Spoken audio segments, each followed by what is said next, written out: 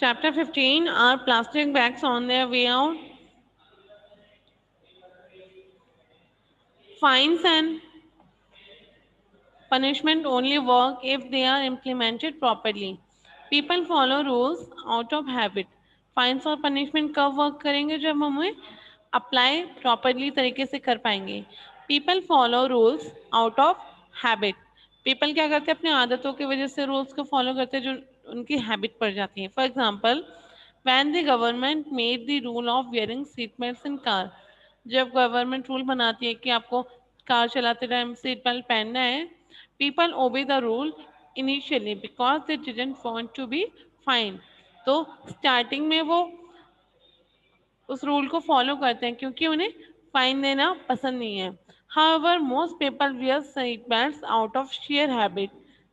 Now, if the government starts implementing the law against plastic bags more seriously and strictly, it will soon become a habit that people will follow diligently. और कुछ लोग seat belt क्यों पहनते हैं? क्योंकि उन्हें habit हो चुकी है, उन्हें पता है कि कार चलाते टाइम हमें प्रिकॉशन लेके चलना है सावधानी के साथ, तो इसलिए वो सीट बेल्ट पहनते हैं. उसी तरह अगर गवर्नमेंट प्लास्टिक बैग्स के खिलाफ भी अगेंस्ट अगर कुछ रूल्स स्ट्रिक्टली फॉलो करवाएगी लोगों से, तो धीरे धीरे करके क्या हो जाएगा, वो भी एक हैबिट बन जाएगी लोगों में और लोग उसे इजिली फॉलो कर सकेंगे. diligently means thoroughly, वो प्रैक्टिस में आ जाएगी वो चीज़. If punishments are to be made effective, it may be a better idea to go through manufacturers and shopkeepers rather than customers.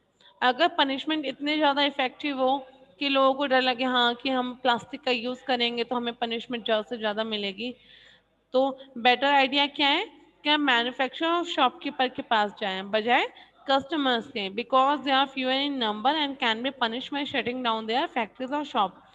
जहाँ से स्टार्टिंग हो रही है, अगर हम स्टार्टिंग वाली चीज़ को बैन कर दें तो वो मार्केट में वो चीज़ आ नहीं पाएगी, ना वो बिलियंस लोगों में वो चीज़ यूज़ होगी. तो अगर हम मैन्युफैक्चरर और शॉपकीपर्स को ही रोक दें, उन्हीं को पनिश करें, तो वो कम लोग हैं तो हम उनको इजीली हैंडल कर सकते हैं गवर्नमेंट. तो उनको रोक के वो प्लास्टिक के यूज को भी बैन कर सकते हैं धीरे धीरे करके. The problem is that this might work for bigger permanent shop. लेकिन प्रॉब्लम कहाँ आती है, ये बड़ी चीजों के लिए, परमानेंट शॉप्स के लिए, but it won't work for the millions of small road shop. बड़ी बड़ी शॉप्स के लिए प्रॉब्लम्स आती हैं, बट जो छोटी छोटी रोड साइड पे स्टॉल्स लगाते हैं उनके लिए क्या किया जाए. There are just too many of them to chase and shut down. तो इतने सारे जो स्टॉल्स लगे होते हैं, हॉकर्स लगे होते हैं, उनको तो हम उनका पीछा नहीं कर सकती गवर्नमेंट, किस किस को जाके मना करेगी. तो जो बड़ी बड़ी शॉप्स होती हैं उन्हीं को वो ध्यान दे सकती है, उन्हीं को मना कर सकती है यूज करने से. There are over 400 plastic manufacturing units in Delhi itself. Delhi में अकेला प्लास्टिक मैन्युफैक्चरिंग यूनिट 400 है. If this factory shut down their workers will be left jobless. अगर इन फैक्ट्रीज को बंद करा दिया गया तो इनके जो मजदूर हैं वो भी क्या हो जाएंगे, जॉबलेस हो जाएंगे, उनके पास कुछ काम नहीं रहेगा. Naturally, the people who make the harmful plastic bags have to be stopped from doing so. Naturally जो लोग प्लास्टिक बैग्स बना रहे हैं उन्हें रोकना चाहिए ये काम करने से, but they must be given an alternate job to earn a living. But ये जॉब बंद कराने के अलावा उनको क्या करना चाहिए, इसके अलावा ऑल्टरनेटिव मीन्स इसके ऑप्शन में दूसरी जॉब देनी चाहिए जिससे कि वो अपना गुजारा कर पाए. What we really need to do is to attack the problem for all direction.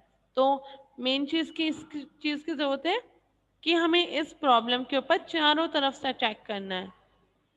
To start with, show and tell people how harmful and dangerous plastic can be and how they have spread like a disease in our lifestyle and environment.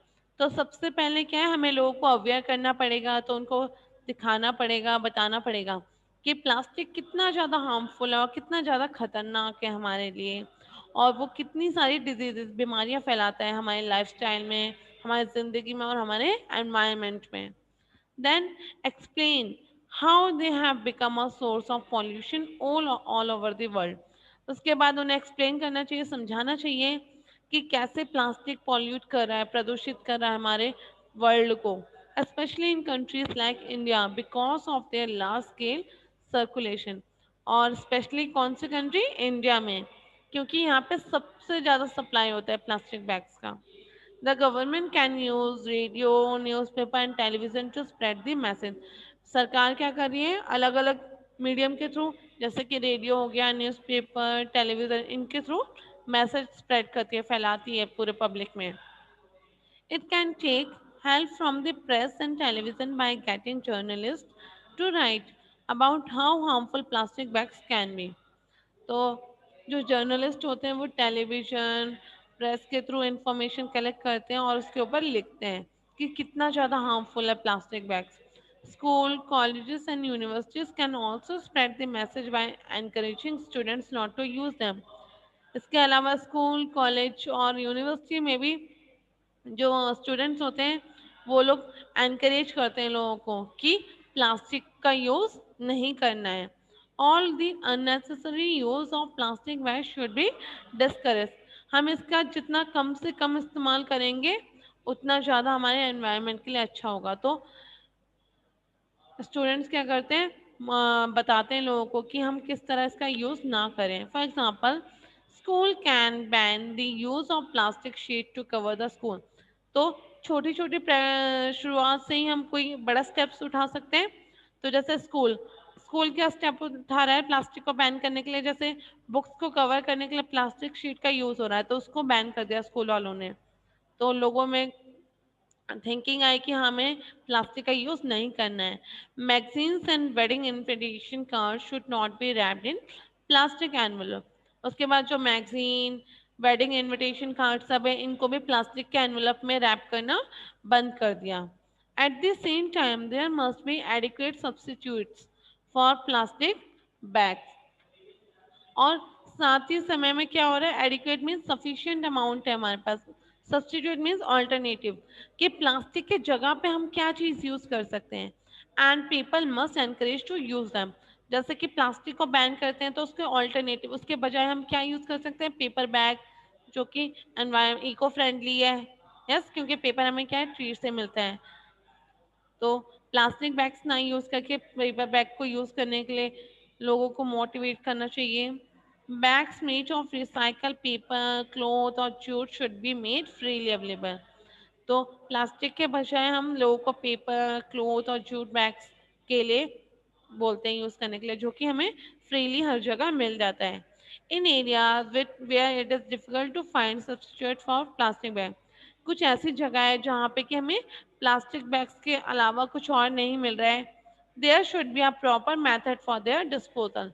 तो वहाँ पे हमें क्या करना चाहिए कि plastic bags use कर रहे हैं बट उसका जो डिस्पोजल, उसको फेंकने का जो तरीका है वो एक प्रॉपर तरीका होना चाहिए. ये नहीं कि कहीं भी फेंक दिया तो उससे लैंड पॉल्यूशन सब होता है. देन उसके बाद एनिमल्स खाते हैं तो उनके स्टमक में जाके वो चौक हो जाता है.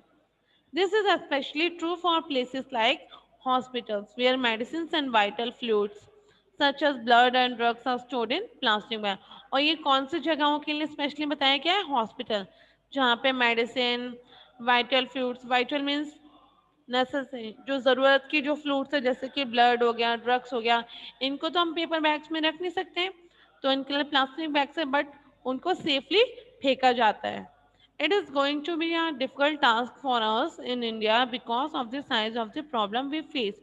तो ये हमारे लिए बहुत इम्पोर्टेंट डिफिकल्ट टास्क है, मुसीबत डिफिकल्ट है, क्योंकि यहाँ पे बहुत ज़्यादा अमाउंट में प्लास्टिक्स यूज़ होता है तो उसका डिस्पोजल भी हमें बहुत ज़्यादा, तो उसको डिस्पोजल करने के लिए लार्ज इंडस्ट्रीज चाहिए जहाँ पे उसे वो प्यूरिफाई करके डिकम्पोज कर सकें. We take pride in keeping our house clean.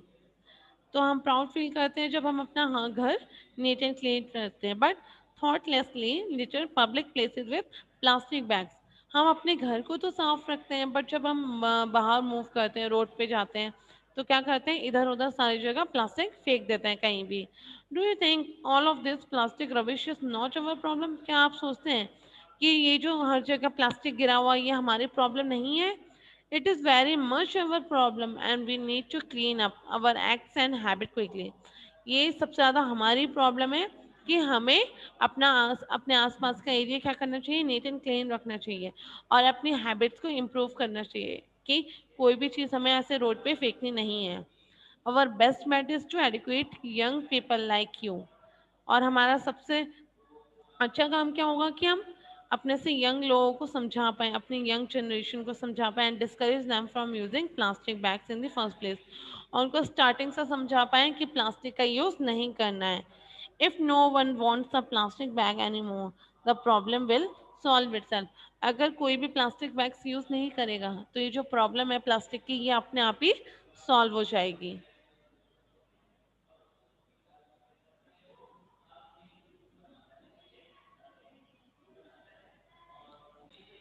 Yes. The types of sentences. What is a sentence? A group of words that make complete sense is called a sentence. Sentence किसे कहते हैं? जब group of words होता है जिससे कोई complete sense बन रहा है, कंप्लीट मीनिंग बन रहा है, उसको क्या कहेंगे हम? Sentence. So there are four types of sentences. First one is declarative, second one is interrogative, third is imperative, and the last one is exclamatory. So, what is a declarative sentence? It makes a statement and ends with a full stop. इस sentence में क्या होता है, ये एक statement form कर रहा है और इसके एंडिंग में फुल स्टॉप आता है. For example, she is a good friend of mine. So it is a simple statement. They are reaching in the evening. It's also a simple statement. She did her homework and went to play. And second one is interrogative sentence. It asks a question and ends with a question mark. Interrogative sentence क्या show करता है, ये question show करता है, question पूछता है और इसके सेंटेंस के लास्ट में हमेशा क्वेश्चन मार्क आता है. For example, at what time do you get up in the morning. So ये क्वेश्चन आस्क कर रहा है, पूछ रहा है और इसके लास्ट में question mark. Next, do you like reading fantasy novels. It's also a question. Next, how do you know that she is not coming to the party. It's also asking a question. Third, imperative sentence. It gives a command or makes a request and ends with a full stop. ये sentence क्या show करता है, या तो एक command दे रहा है या तो रिक्वेस्ट कर रहा है और इसके लास्ट में फुल स्टॉप आता है. For example, clean the room. Okay, तो ये क्या कर रहा है, कमांड दे रहा है. Then put the glass in the sink. Request, play, command दे रहा है इसमें भी. Then please lower your voice. तो रिक्वेस्ट कर रहे हैं अपनी आवाज थोड़ी धीमी कर लो और लास्ट में इसके फुल स्टॉप आता है. Then last one is exclamatory sentence. It expresses strong feelings and ends with an exclamation mark. ये क्या शो करता है, स्ट्रॉन्ग फीलिंग्स को शो करता है और हमेशा इसमें एक्सक्लेमेशन मार्क आता है लास्ट में. It's a beautiful day. तो ये फीलिंग्स शो कर रहा है कितना अच्छा दिन है और लास्ट में exclamation sign. I wish I could win $1 million. It's also a feeling. What a lovely sight. कितना सुंदर नज़ारा है. तो ये भी फीलिंग को शो कर रहा है कि कितना अच्छा नज़ारा है. तो इसके लास्ट में भी एक्सक्लेमेशन साइन का यूज़ है.